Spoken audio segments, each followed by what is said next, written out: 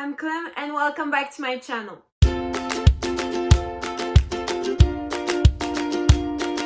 Today I'm going to be judging books by their covers. So I got a bunch of books covers, like most of them are books I want to read, but I don't know anything about them. Like either I've read the summary but I forgot it, or I just found them, and I'm going to try to find what the book is about based on the cover, and then saying if I'm interested into reading them or not. The first book we will be judging is A Long and Fatal Love Chase by Louisa May Alcott. So this book was given to me from... So, what I get from the cover is, first, it's a book by Louisa May Alcott, and the only thing I know that she wrote is Little Women, and I haven't read Little Women yet. It's like one of my plans to read it, but I haven't read it. But since it's by Louisa May Alcott, it must be like a classic. And with the title, I feel like this is going to be painful and long, like a long love story, like a slow burn, just like we have in so many classics. So I have this feeling, and also the fact that on the cover we have like a rose, like synonym of love and everything. I'm sure it's going to be a tragic love story, maybe impossible love or something like that. And I don't know, just the cover gives me a feel that it's going to be through letters, or at least like the two main characters or the two love interests are going to send each other letters. I don't know, it's something, I can feel it with the cover. And I don't know, also the fact that it's long, maybe if it's through letters it's going to be long and fatal.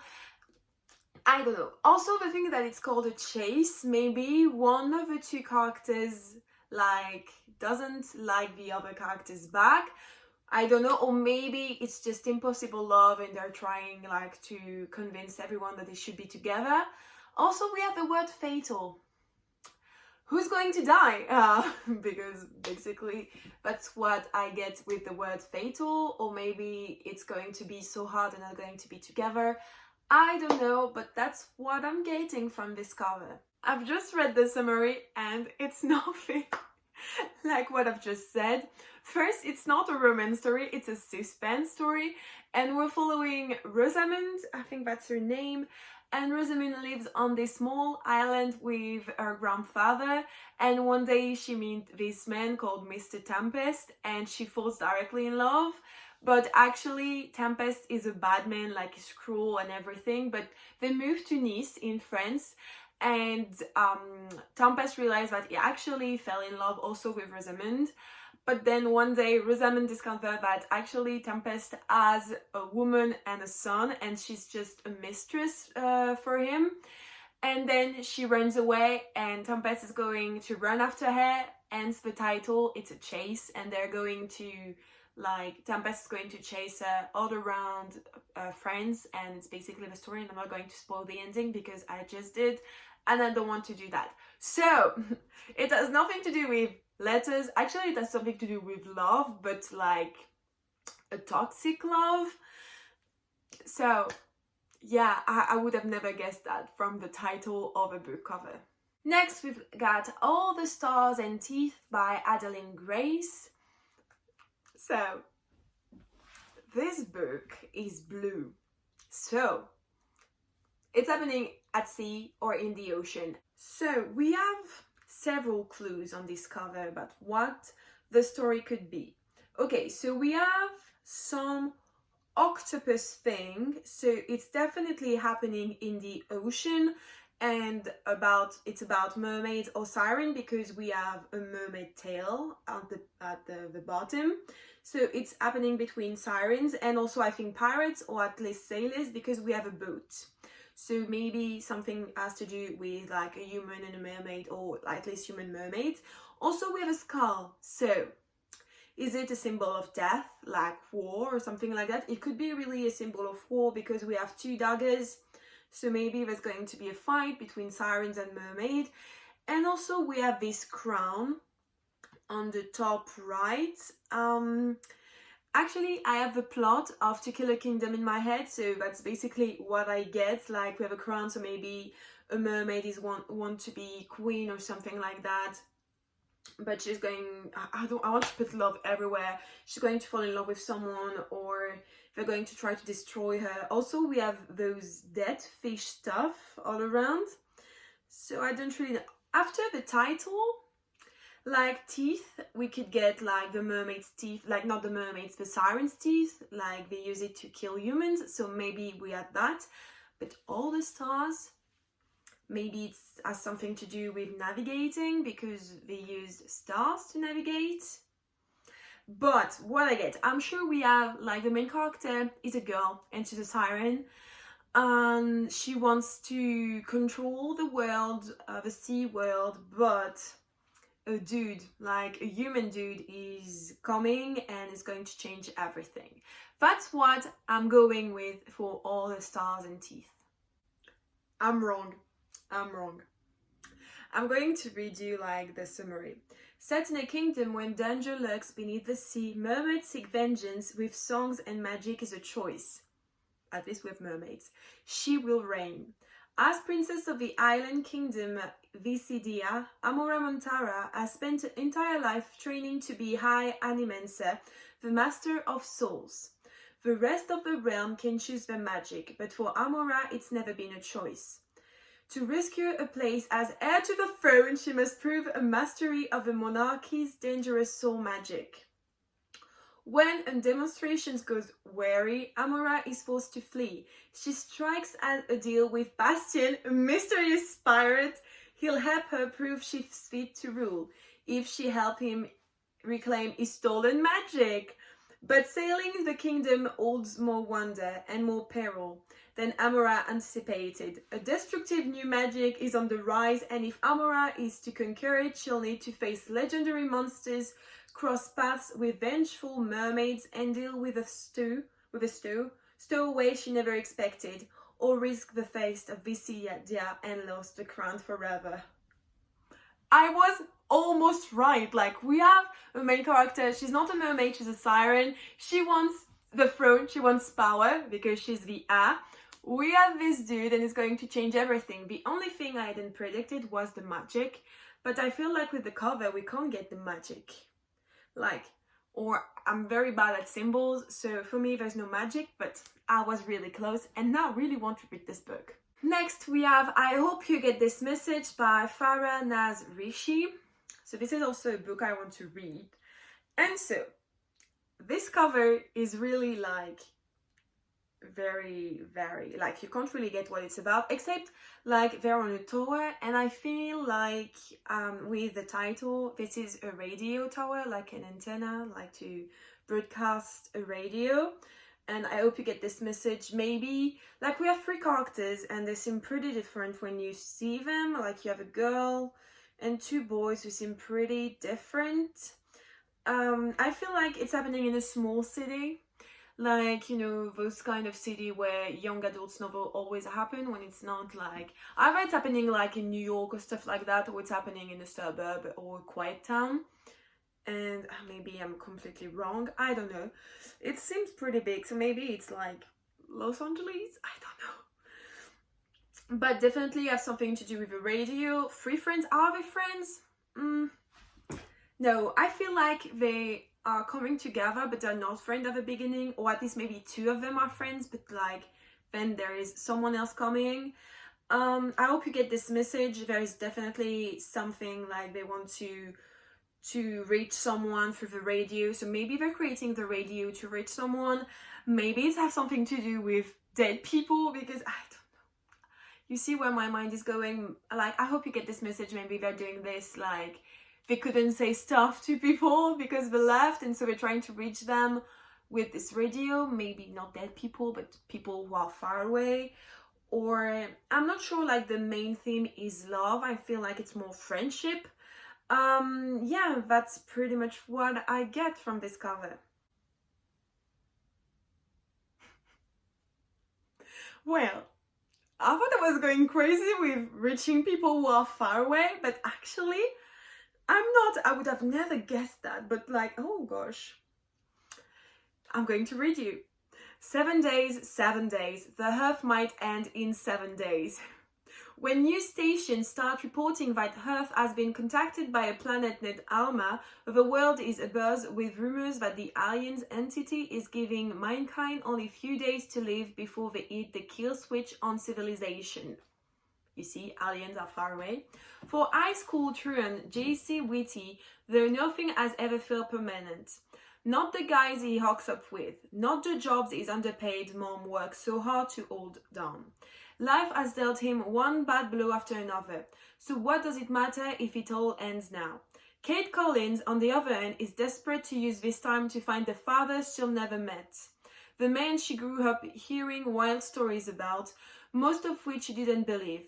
And then there is Adim Khan. While coding and computer programming have always come easily to him, forgiveness doesn't.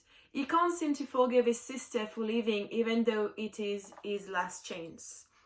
With only 7 days to face their truth and right their wrongs, JC, Kate and Adam's path collide even as their worlds are pulled apart.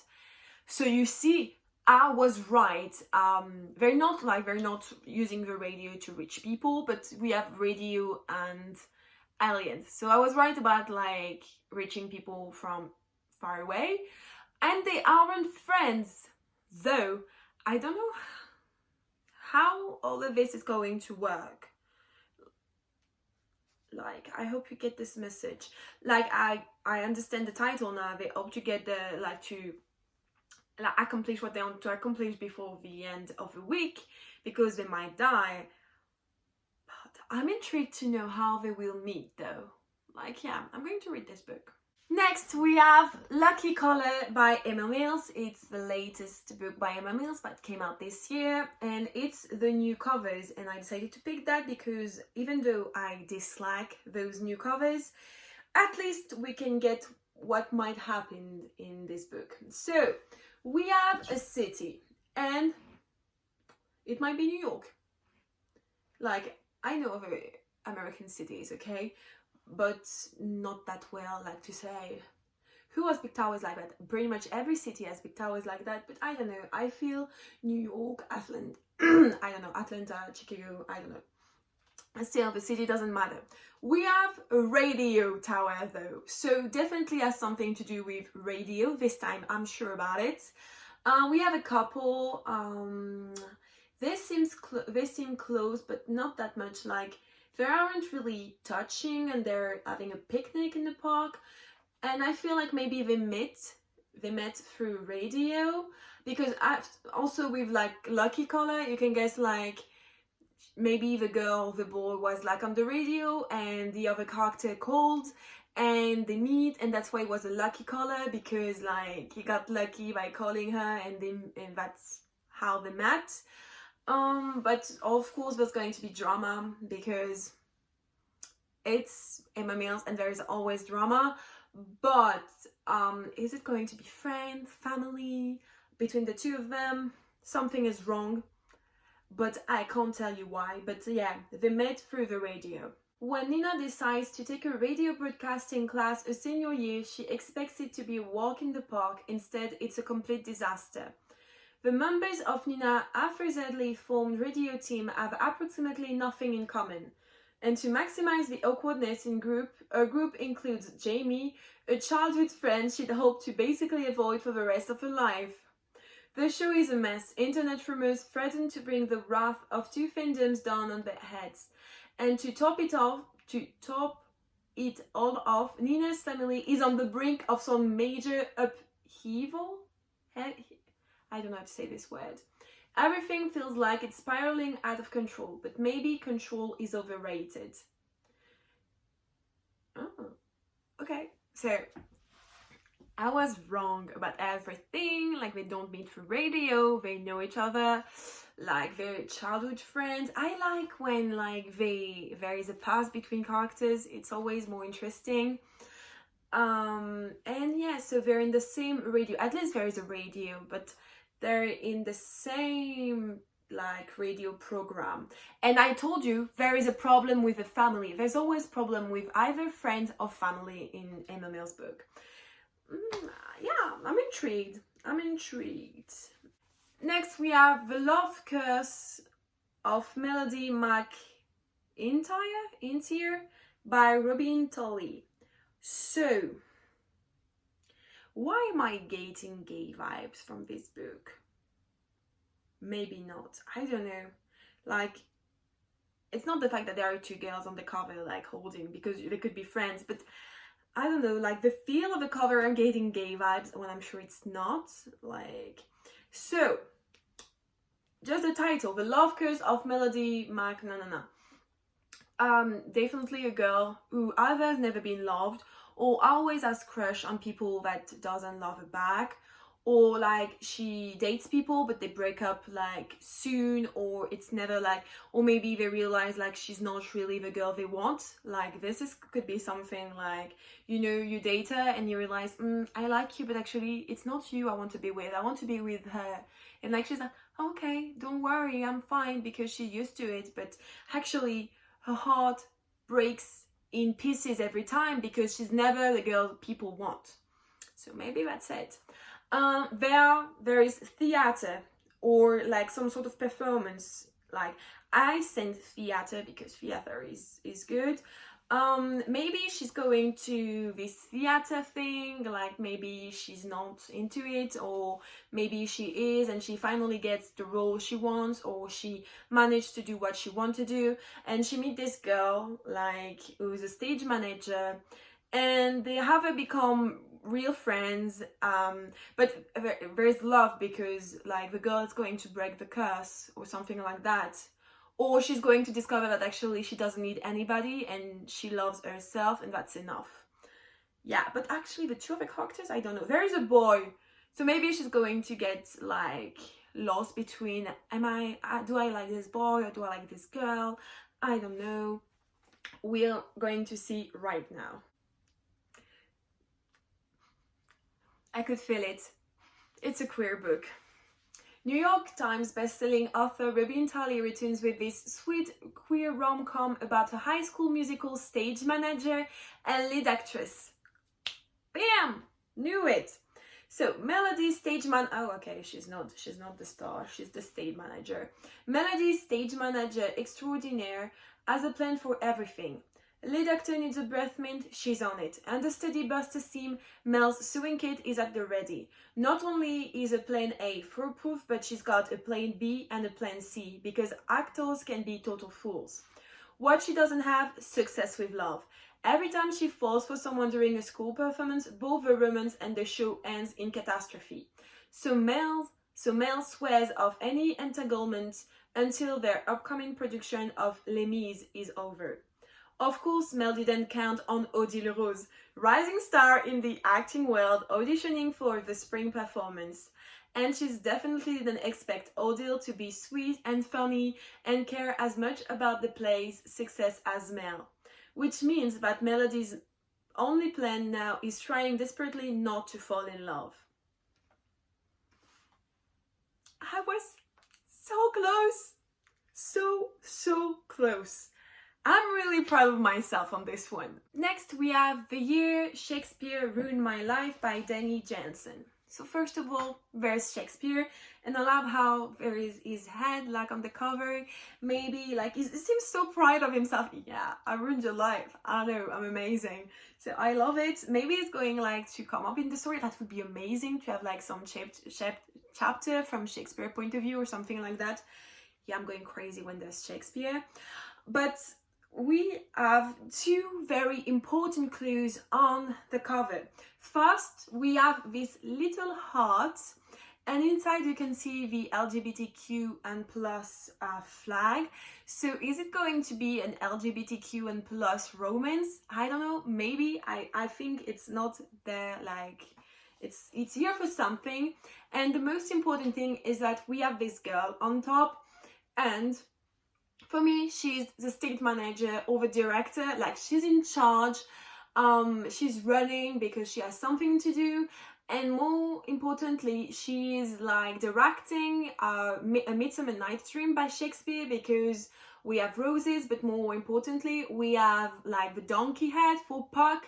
So she's in charge and she's doing A Midsummer Night's Dream, one of my favorite plays, so I already want to read this book. But you see, this girl is like, she's stressed, she's panicking, something is wrong, like the actors aren't here, or the show's a mess, but she's stressed and we have to know why. Okay, so theater and love, just like the other one. She's directing if something is wrong because like people don't know their text or they don't want to do Shakespeare. And there is this girl or this boy, we don't know, who's coming and is going like to confuse her because she has something else to do than to focus on love when she has to direct people for like a Midsummer Night's Dream. But in the end, everything is going to be okay, and yeah, the performance is going to be amazing. So yeah, she's stressed, she's a director, and she's going to fall in love. So, Alison Green, desperate valedictorian wannabe, agrees to produce a school production of A Midsummer Night's Dream. That's a first big mistake. The second is accidentally saying yes to a date with her oldest friend Jack, even though she's crushing on Charlotte. So good! Where is I? Alison managed to stay positive even when her best friend starts referring to the play as ye old Shakespearean disaster. Alison must cope with the misadventure that befall the play if she's going to survive the year. She also has to grapple with what it means to be out and what she might be willing to give up for love. This also sounds so good. It's coming out in September. It's so far away. I want to read this book now, and it's so beautiful. It sounds so good. Okay, now we're arriving to Sisters of Sword and Song by Rebecca Ross. Whoa! This book is actually really beautiful. What am I getting from this book? Okay, so first, if we look at the title, Sisters, okay, we have two girls, or maybe more. Yeah, they're in a fantasy world and they have to fight, and maybe a song, maybe it's a song the mom sing when they were a kid, or like some magic stuff. Also at the bottom we have like wings, so maybe there's going to be like some sort of magical creatures, or maybe an owl. Then we have like a scorpion, maybe it could be like a symbol, like I don't know, it's like on a shield, so maybe there's an army or stuff like that, or maybe it's a symbol for betrayal, I don't know. But what really strikes me about this cover is that we have two sides. They're similar except like for the weapons, like we have a sword and then a spear. So maybe we have two very different sisters, and they didn't grow up in the same place. They don't really know each other, like they haven't seen each other in a while, and maybe they're going to have to fight or some stuff like that, like I don't really know. And also with the scrolls and the moon, I'm getting some vibes like of a prophecy or something they have to accomplish. So maybe they have to kill each other, they're going like to work together in order to defeat something or something like that. Yeah, that's pretty much all I have here. Now, if we look what the book is about, after 8 long years, Eva, we're going to call her Eva, will finally be reunited with her older sister Alcott, who has been proudly serving in the Queen's army. But when Alcott appears earlier than expected, Eva knows something has gone terribly wrong. Alcott is on the run, hunted by a commander and charged with murder. Though Alcott's life is spared during a trial, the punishment is heavy. And when Eva volunteers to serve part of Alcott's sentence, she is determined to find out exactly what happened. But as Eva begins a sentence, she quickly learns that there are fates much worse than death. So you see, I was right about like the two sisters not being together. And actually it sounds good. All the books I have here sounds good. Yeah. So they're far more than death. So is she going like to maybe become a slave or stuff like that, or having to work somewhere? Oh, this is coming next month. I'm going to buy it. Next, we have The Revolution of Jake Frost by Qiyam Robinson. So this was a book cover sent on Twitter by Jordan, so thank you, Jordan. So what I'm getting with this cover is actually nothing. Jack Frost, I know him because of like the movie with like the five legends, like with Father Christmas, the Rabbit of Easter, the Tooth Fairy. You know this movie? I'm going to put this here. It's all I know about Jack Frost comes from this movie. So definitely it's about Jack Frost. He's going to be the main character. So we're going to have ice and snow and cold. But there is the revolution. So is he going like to fight or like to prove to everyone that he's not who he is? Like maybe he's turning dark or some stuff like that. Actually this cover, like we don't really know. There's just snow and there's like maybe it's a moon in the back. I don't really know. So yeah, Jack Frost, the revolution, it could be, yeah, he changed sides, or yeah, he's going to become the hero, or maybe it's like a retelling of Jack Frost. I don't really know. We'll see right now. No one inside the snow globe knows that Morozoko Industries is controlling their weather, testing them to form a stronger race that can survive the fallout from the bombs being dropped in the outside world. All they know is that they must survive a harsh winter that lasts a month and use the few days of springs, summers and fall to gather enough supplies to survive. When the season starts shifting, Genesis and her boyfriend, Jack, know something is going on. As the team begins to find technology that they don't have access to inside their snow globe of a world, it begins to look more and more like one of their own is working against them. Genesis soon discover that Morozoko Industries is to blame, but when a foreign enemy tries to destroy their weather program to make sure their destructive life-altering bomb succeeds in destroying the outside world, their only chance is to shut down the machine that is spinning out of control and save the life of everyone inside the bunker at any cost. I'm super lost. What is this book about? They're living in a snow globe. They're controlling weather. There is war, but it's also a bunker. What is it about? It's science fiction dystopia. It's really weird. I'm not sure I really understand what's happening, but definitely I couldn't have guessed that was the story based on the cover. And last but not least, we have A Song of Raves and Ruin by Rosianne A. Brown. So it's like with this I'm getting vibes from Wrath in the Dawn, and the thing with the main character is called Zelly. Why am I so bad at this? Like, what's the name of it? Okay, I can't find the title, but this book. And okay, what are we getting from here? Okay, so the main character is powerful. She has power, or she's going to have power. She looks like a princess. I'm also getting vibes, or maybe like a princess on the way to get married, or that she has to marry someone she doesn't like. Or maybe she's a sorceress, or like she has some sort of magical powers, but she's powerful. Like you can sense a power with this.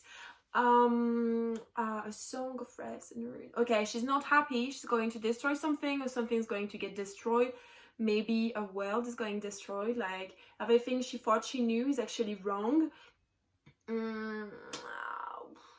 Those sort of covers, you can't get anything from them. I have it because one of my friends like dared me to do it on this video. So what else am I? Yeah, princess, power, magician. The first in a fantasy duology inspired by West African folklore, in which a grieving crown princess and a desperate refugee find themselves on a collision course to murder each other despite their growing attraction. That sounds nice. For Malik, the I'm going to manage to say that. Solsticia Festival is a chance to escape this war, striking home and start a new life with his sisters in the prosperous desert city of Ziran. But when a vengeful spirit abducts Malik's younger sister, Nadia, as putment into the city, Malik strikes a fatal deal: kill Karina, crown princess of Ziran, for Nadia's freedom. But Karina has deadly aspirations of her own. Her mother, the Sultana, has been assassinated. A court threatens mutiny, and Solsticia looms like a knife over her neck. Grief-stricken, Karina decides to resurrect her mother through ancient magic, requiring the beating heart of a king. And she knows just how to obtain one, by offering her hand in marriage to the victor of the Solsticia competition. When Malik rigs his way into the contents, they are set on a course to destroy each other. But as attraction flares between them and ancient evil steer, will they be able to see their task to the death? This book sounds good, no? We have lying and deception and betrayal and love and magic, and this sounds so good. So yeah guys, that's it for today. I hope you enjoyed this. I really enjoyed it, and maybe I'm going to do that more often, like when books are coming out, like instead of doing anticipated release, maybe doing that, because I have a lot of fun. I hope you did too. Don't forget to tell me in the comments down below if you liked it, or if you would like to see more videos like that. Also, don't forget to like this video and to subscribe to my channel if it's not already done, so you can see me more often. And I will see you next time. Bye guys!